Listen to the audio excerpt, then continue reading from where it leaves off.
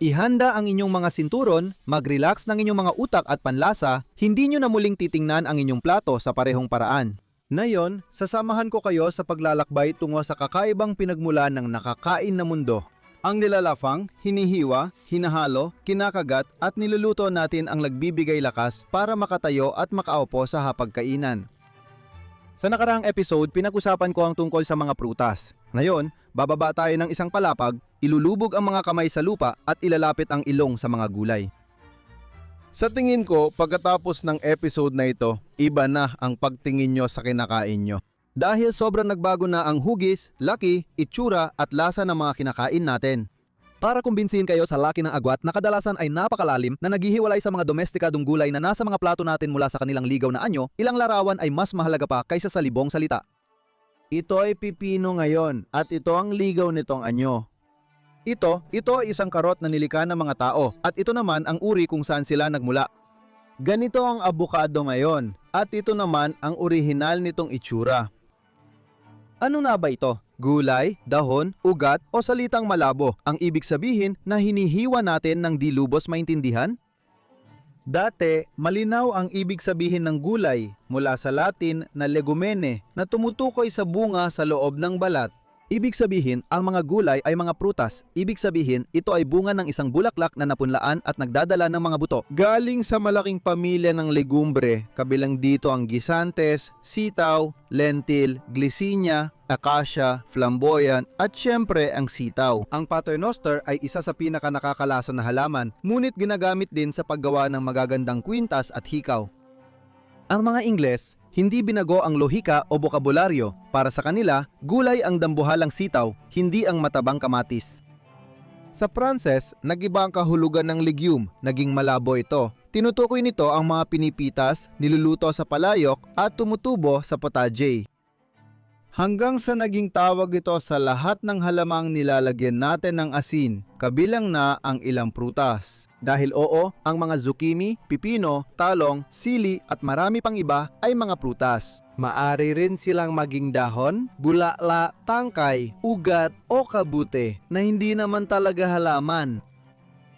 Medyo komplikado ito, pero manatili kayo dahil ang tunay na kwento ay hindi lang sa salita. Dahil makikita niya na araw-araw, tuwing kayo'y kumakain, literal niyong nasasaksihan ng isang nakakabaliw na kwento. Kapag gusto kong mag-relax, tumitingin ako sa letsugas. Habang nagpapasalamat tayo sa mga ninuno nating nakakita ng potensyal ng kanilang mga ligaw na ninuno, narito si Lactuca seriola, isang ligaw na halaman mula sa pamilya ng dandelion na matatagpuan mula Hilagang Aprika hanggang Siberia. Siguradong nakita niyo na ito sa bangketa, madalas tumutubo ko sa pagitan ng konkretong tiles at malamang hindi niyo rin naisip kainin. Gayunpaman, si Lactuca seriola ay tiyak na siyang ninuno ng lahat ng mga litsugas. Paano tayo napunta mula dito doon? At nakakagulat man, ang halamang ito ay na-domesticate sa Ehipto mga 4,500 taon nang nakalipas. Una para sa mga buto nito na sinasabing pampalibog. Noong panahong yon, mapait pa ang dahon at wala pang kumakain nito. At sa mga sumunod na siglo, sa sinaunang Gresya at Roma, unti-unting naging Lactuca sativa ang Lactuca seriola. Sa pagpili ng uri bago mamulaklak, inuunang variety na may malapad, malambot at malutong na dahon. Nakakatuwang mapansin na mas malinaw ang tunay na pinagmulan ng ating mga salad. Kung hahayaan natin silang mamulaklak para anihin ang kanilang mga buto, ganito ang itsura ng isang modernong litsugas kapag namulaklak.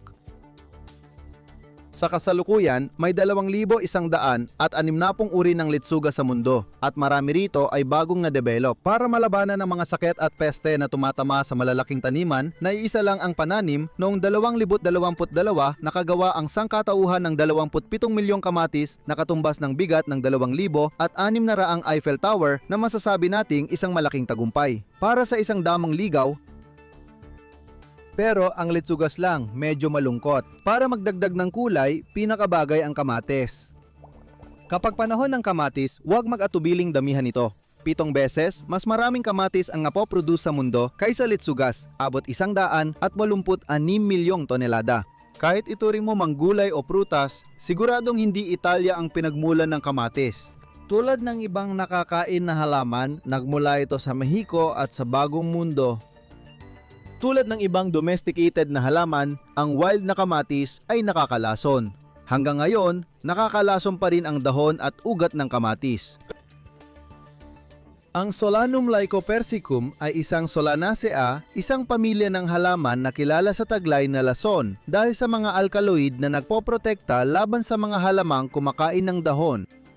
Sa di pangkaraniwang dahilan, dinala ng mga tao ang halamang ito na noon ay di pa nakakain sa libu-libong kilometro at maraming henerasyon. Mula Andes kung saan ito natural tumutubo hanggang Timog Mexico na naging lugar ng pagdomestika nito bilang pagkaing tunay na nakakain. Nang dumating ito sa Europa noong ika-16 na siglo, nagduda ang mga kusinero doon. Dahil dito, unang ginamit ang mga puno ng kamatis bilang palamute dahil maganda talaga ito. Kaya, hindi tulad ng mga sitaw, inabot ng 2 siglo bago kainin ang mga kamatis sa timog ng Italya. Una, bilang kuli na matagal niluto, hindi mo talaga alam bago tuluyang sakupin ang buong lutuing Mediterranean at pagkatapos ay sa buong mundo sa lutong o hilaw na anyo kahit saan. Ang talong, kamatis, datura, belladon, mandragora at tabako ay kabilang sa pamilya ng Solanaceae. At kahit na ito ay kinakain na sa loob ng mga siglo sa gitnang silangan at sa loob ng libu-libong taon sa riyon ng gitnang India at Timog China kung saan ito ay na-domesticate. Pagdating nito sa Europa, sa pagtatapos ng gitnang panahon, hindi ito agad pinagkatiwalaan. Tulad ng kamatis, itinanim din ito noon bilang pampaganda, hindi para gawing ratatouille. Kung naghahanap kayo ng paraan para magdagdag ng kulay sa inyong mga putahe, maaari kayong tumingin sa mga kulay ng karot. Lalo na't sa karot, lahat ng bahagi nito ay nakakain. Halimbawa, pwede ninyong i-blender ang dahon ng karot, bawang, olive oil at almendras para makagawa ng murang pesto. Tulad ng letsugas, inalagaan ang halaman sa gitnang Asya para sa mga buto nito. Noong simula ng unang milenyo bago ang ating panahon, ginagamit ito bilang pampalasa at halamang gamot. Sa panahong yon, ganito ang itsura ng ugat. Pagkatapos, pinili at inalagaan ang mas malalaking ugat sa hilagang Iran, Iraq at Afghanistan hanggang sa makuha ang ganitong anyo. Noong gitnang panahon, puti o dilaw ang karaniwang karot na dumating sa Europa. Kinailangan pang hintayin ang ika-18 siglo bago na-develop ng mga Olandes ang orange na karot na mas malambot at matamis at ito ay kanilang pinalaganap. Ngayon, halos napalitan na nito ang lahat ng dating makukulay na karot. Hindi tulad ng mga leek ng ninuno, Allium ampeloprasum na tinatawag ding panghabang buhay na leek ay kinakain pa rin hanggang ngayon, lalo na para sa mga bumbilya nito. Sa mga malalaking restaurant, ang leek na makikita mo sa supermarket ay napaamo na ng maaga. Sa Fertile Crescent, makikita pa rin ang mga bakas na ang pinakamatandang resipe ng pagluluto na naabot sa atin. 3 Mesopotamia na tablet na may cuneiform na sulat ay tinatayang mula 1,700 bago ang kalaniwang panahon. Ang leek tulad ng mga pinsan nitong sibuyas at bawang na sila naman ay na-domesticate pa sa masilangan sa gitnang Asya. Kasamang sibuyas dahon sa pamilya ng Allium na siyang dahilan ng magagandang bulaklak na parang payong. Na-domesticate silang magkakahiwalay mula sa iba't ibang ligaw na Allium.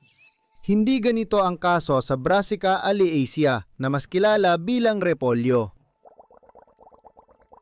Lahat sila ay nagmula sa iisang pamilya ng mga ligaw na uri na dahil sa pambihirang genetic plasticity ay nagkaroon ng mga napakagandang uri. Ang repolyo na kinakain natin ngayon ay nagmula sa ligaw na halamang karaniwan sa baybay ng Timog at kanlurang Europa. O, katulad ng lahat ng aso ay mga bagong uri ng lobo, lahat ng repolyo ay mga uri ng Brassica alliacea.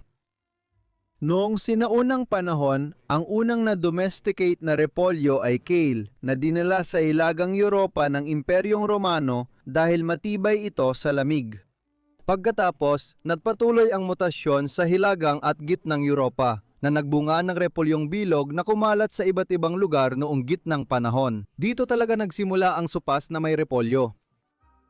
Ang bilog na uri na tinatawag ding mansanas ay resulta ng mutasyon sa tangkay na nagdudulot ng dikit-dikit na pagtubo ng mga dahon. Pero ang mga tunay na halimaw ay sila, ang cauliflower at broccoli na parehong nagmula sa Italya. Dulot ng labanan ng mga stem cell, sa isbong ang kakaibang mutasyon nila.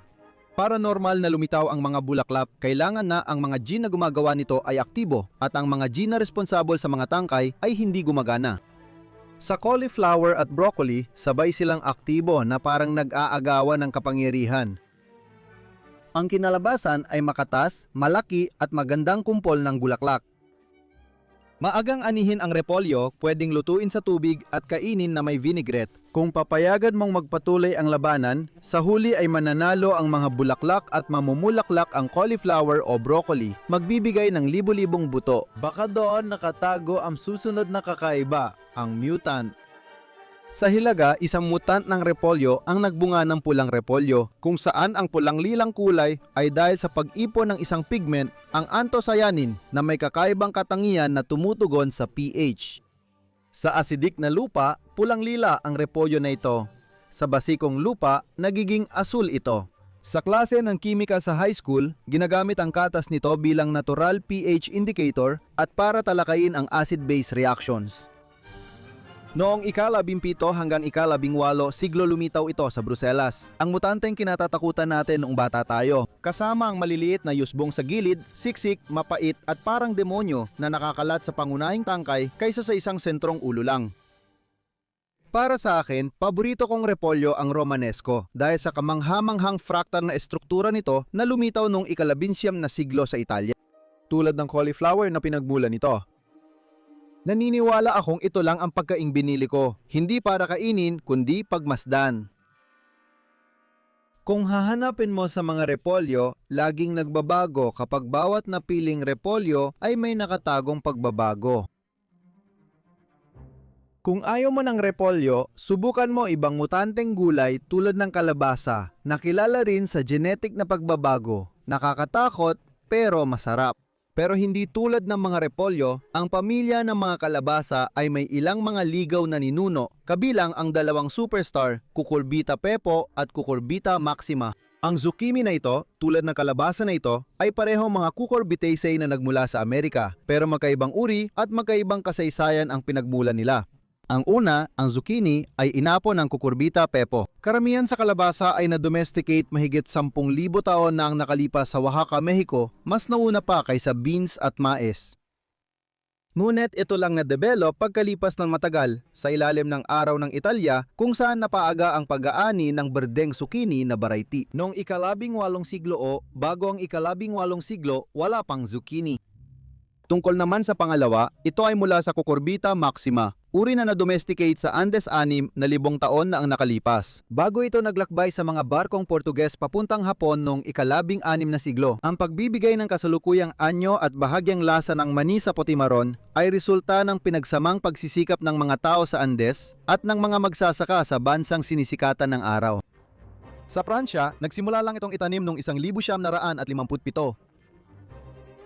Ngayon, mayroong libu-libong uri ng kukurbita na nabubukas ng pinto sa mga mutanteng talagang nakakatakot tulad ng sa uri ng Cucurbita maxima. Atlantic Giant na noong 2023 ay nagbunga ng pinakamalaking prutas na naitanim at tiyak na ito rin ang pinakamalaking prutas sa kasaysayan ng buhay sa mundo na may bigat na 1,247 kg.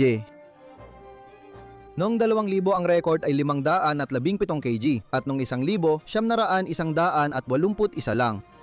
Mas practical bitbitin sa basket mula palengke. Ang pipino ay nagmula sa Himalaya sa hilaga ng India at na-domesticate mahigit 3,000 taon nang nakalipas. Kasama ito sa pamilya ng Cucurbitaceae tulad ng upo at kalabasa. Matagal nang inisip na itinatanim na ito ng mga Griego at Romano noong sinaunang panahon. Hanggang sa napagtanto natin na isang pagkakamali sa pagsasalin ang nagpalito sa atin, kaya natin ito napagkamalan. Kasama ng pipinong Armenian na isang kakaibang mahabang uri ng melon na hindi matamis na malayong kamag-anak nito. Ang pipinong ito naman ay mula sa parehong uri ng halaman gaya ng atsara na pareho nilang pinagmulan mula sa isang ligaw na halaman. Nandalhin ng mga Arabo ang gulay na ito sa Europa noong gitnang panahon at itinanim sa Espanya, labis itong pinahalagahan ng mga maharlika. Madalas itanim sa hardin ng Versailles ang gulay na ito na presko, pero di talaga nakakabusog. Kamangha-mangha, ang pipinong kinakain natin ngayon ay lumitaw lang noong dekada 50 dati. Pinapatuluan muna ito para mawala ang pait. Ang paminta ay kabilang sa maraming halamang mula Amerika. Hindi lang ito iisang uri, kundi iba't ibang variety pa. Sa totoo, pareho lang ang bunga, magkaiba lang ng antas ng pagkahinog ng inani. Iba-iba pa rin ang variety ng paminta, malalaki, maliliit, mahahaba at maikli. At ang mga ito ay wala namang iba kundi mga variety ng matamis na sili, pinili dahil halos wala silang capsaicin yung nagpapangilo sa sili. Pero ang paminta, napakarami namang taglay na vitamina C, 200 mga kada, 103 beses na mas marami kaysa sa isang dalandan. Sa paminta, unang nakuha ang vitamina C noong 1933 ni Albert Nanfamil, di ko kayang bigkasin ng apelyido, na nanalo ng Nobel Prize sa Medisina noong 1937. Kay Albert yon, hindi sa paminta. Sa mga sikat sa Amerika, hindi mawawala ang abukado na ang kasaysayang ebolusyonaryo ay malapit na konektado sa pag-iral ng mga hayop na mas malaki pa kaysa sa isang cucurbita maxima. Bago pa palagi ng tao sa gitnang Amerika, ganito na ang itsura ng mga abukado at malaki na ang kanilang buto. Katibayan ito ng sabayang ebolusyon kasama ng megafauna ng Amerika noong Pleistocene. Kasama sa mga ito ang mga higanteng tamad na maaring umabot ng halos 4 na tonelada at 4 na metro ang taas, o mga malalayong kamag-anak ng mga elepante tulad ng mga gonfotur na walang problema sa paglunok ng ganitong klase ng buto. Mga 15,000 taon na ang nakalipas, unang tumira ang mga tao sa Amerika matapos tumawid sa Bering Strait.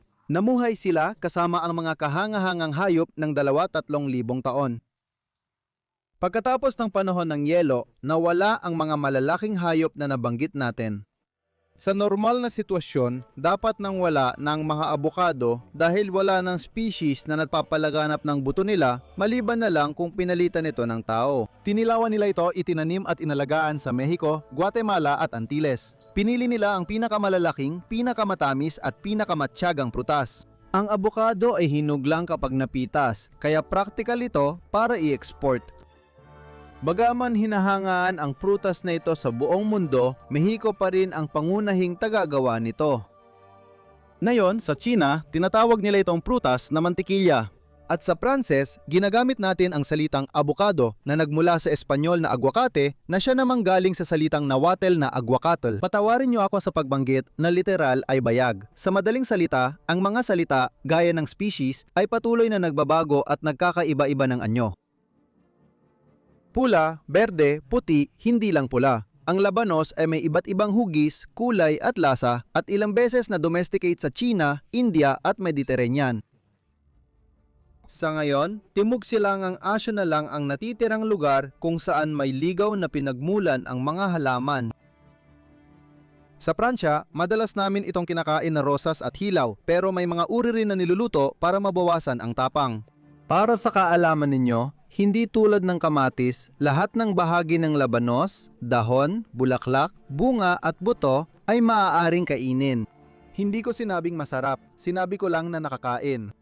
Kung hindi gusto ng lahat ang lasa ng remolatsa, kasalanan nito ng ating genes. Dahil ang mga remolatsa ay may taglay na geosmine, isang molekula na natural na ginagawa ng ilang bakterya sa lupa at hindi lahat ng tao ay sensitibo rito.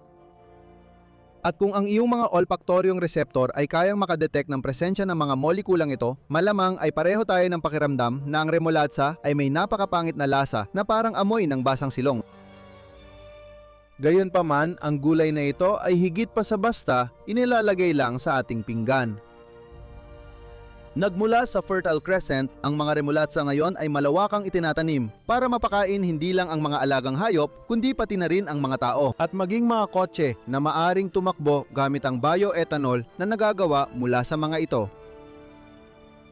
Ang pinakamahalagang ambag ng remolatsa ay ang revolusyon nito sa Pransya noong ika-19 na siglo nang itinanim ito para gawing asukal na kasing puro ng galing sa tubo. Kawili-wili ang kwentong ito kaya itatabi ko muna para sa susunod na episode. Ngayon, pag-uusapan ko muna ang kakaibang kaso ng totoong gulay, ang legumbre. Ang maliliit na perlas na halaman na ito na may sari-saring hugis at kulay ay talagang kabilang sa mga pinakamahalagang halamang nagbibigay buhay sa buong mundo. Madalas nating malimutan, pero ang lentehas, garbanzos, patani, toyo at sitaw ay bahagi rin ng pagdomestika ng butil at pagimbento ng agrikultura. Sa lahat ng malalaking rebolusyong Neolitiko, ang mga unang sibilisasyon ng Mesopotamia ay sinamahan ang ninuno ng trigo at sibada ng mga lentehas, garbanzos, disantes at patani. Sa silangan ng Asya, nagtatanim sila ng toyo sa tabi ng palay. Sa Afrika, ang lablab ay gumagapang sa sorghum habang sa Mesoamerica, hinahalong sabay-sabay sa mga bukirin ang mais, kalabasa at mga sitaw. Ginagamit ng mga Mesoamerindian ang mahiwagang kakayahan ng sitaw na tulad ng ibang legumbre ay may simbiotikong bakterya sa ugat na nag-iimbak ng nitrogen mula sa hangin bilang nitrates at ammonium kaya pinayayaman ang lupa sa halip na ubusin. Ang tatlong kapatid ay sistemang pagtatanim kung saan tukod ng gumagapang na sitaw ang mais at kung saan ang kalabasa ay tumatakip sa lupa para mapanatiling basa at malamig. Nanatiling pinakakilalang teknik sa pagsasaka sa mga Amerika sa loob ng maraming siglo. Sa Europa naman, ang mga legumbre na pindomesticate sa Mesopotamia ay mabilis na lumaganap. Natagpuan ito siyam na 1,000 taon nang nakalipas sa Gresya, 7,000 taon sa lambak ng Rhone at 6,000 taon sa mga isla ng Britanya. Sa lahat ng halamang binala mula Amerika sa lumang mundo, noong ika-15 siglo ng ekspedisyon ni Cristoforo Colombo, ang mga sitaw, mapapula, itim o puti ang pinakamabilis na ilipat mula barko patungong kanayunan ng Europa. 50 taon matapos ang unang paglalakbay ni Colombo sa Antilles, natagpuan na ang mga sitaw, patani at lentil sa mga kanayunan ng Pransya. Bago dumating ang patatas mula Amerika, umabot ng 2 siglo bago ito tinanggap. Noon, legumbre ang pagkain na mahirap, karanyaan ng karne at kabag ay para sa mga pulubi. Noong gitnang panahon, ang lentil, gisantes at patani ay naugnay sa taggutom na hindi nakatulong sa kanilang reputasyon. Dahil ang mga legumbre na inani sa tamang panahon ay natutuyo at halos hindi nabubulok na perpekto para sa pag-iimbak. Sa taglamig, nagpapalapot ang laman nila sa sopas lalo na kung walang karne. Ang legumbre ang huling kinakain bago mamatay sa gutom, kaya nga may kasabihang tapos na ang mga sitaw. Noong Enlightenment, para sa mayaman ang sitaw at gisantes. Ang batang sitaw ay tinatawag na yung haricot vert at ang batang gisantes ay petit pois. Pinitas ang mga ito bago hinog at ginawang mamahaling produkto. Pinipiling kainin sa korte ng hari, kalaki pang mantikilya para sa karne. Nakakatawang isipin na ngayon sa ika-21 siglo, karaniwan ng legumbre sa lahat ng putahe, ginagamit laban sa gutom sa probinsya at katabaan sa lungsod. Kaya umaasa tayo sa proteinang halaman para mabawasan ang sobrang pagkonsumo ng produktong hayop. Sa madaling salita, marami sa mga nasa ating mga plato ay medyo bago pa lang, mga 500 taon pa lang ang nakalilipas sa Pransya.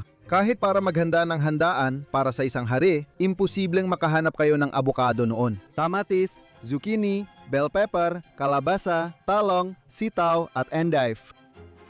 Kung babalik pa tayo ng mas malayo sa nakaraan, mga 1,000 taon na ang nakalipas, hindi kayo makakahanap sa Europa ng mga pipino o ng Romanesco na repolyo.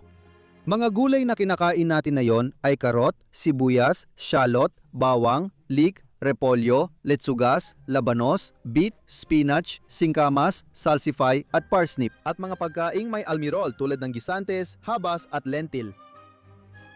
Pagkatapos, kailangan nating tandaan na kahit na parang napakaraming gulay mula sa iba't ibang panig ng mundo sa ating mga palengke, hindi naman ibig sabihin na mas iba-iba na ang laman ng ating mga pinggan kaysa dati.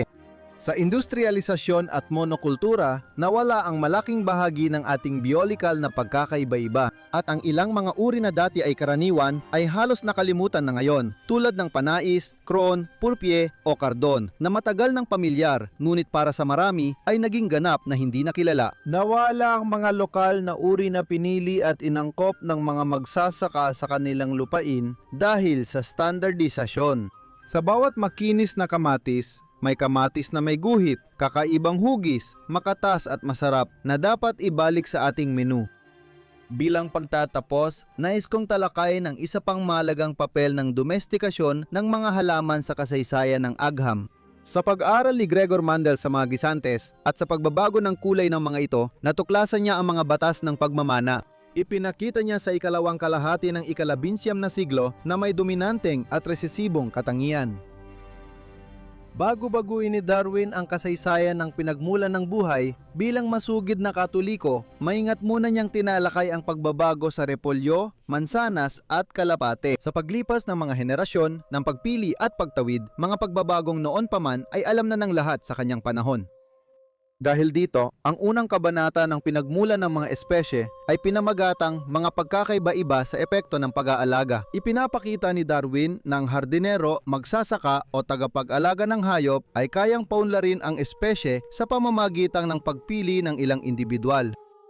Kung sa kalikasan ay dahan-dahan at milyon-milyong tao ng proseso, sa gulayan, ilang anyan lang ay mapapansin na ito. Dahil ito sa malinaw na halimbawa ng namamanang pagbabago, pagmamana ng katangian at pag-iipon ng pagkakaiba. Sa pagdaan ng panahon, ipinakilala ni Darwin ang ideya ng ebolusyon sa pamamagitan ng natural na seleksyon na nagbago sa pananaw natin sa buhay at naglapit sa pinagmulan ng tao mula sa malaunggoy. Sama-sama, ang mga uri ng halamang ito na pinili ng mga tao sa iba't ibang panig ng mundo ay maituturing na pinakamalaking eksperimento ng evolusyonaryong biyolohiya sa kasaysayan. Gabi-gabi ninyong binabalatan, inihahanda, tinatimplahan at nilalasap ang kwentong ito sa hapunan. Sana nagustuhan ninyo ang episode na ito. I-comment ang pangalan ng paborito o ayaw ninyong gulay tulad ng beetroot.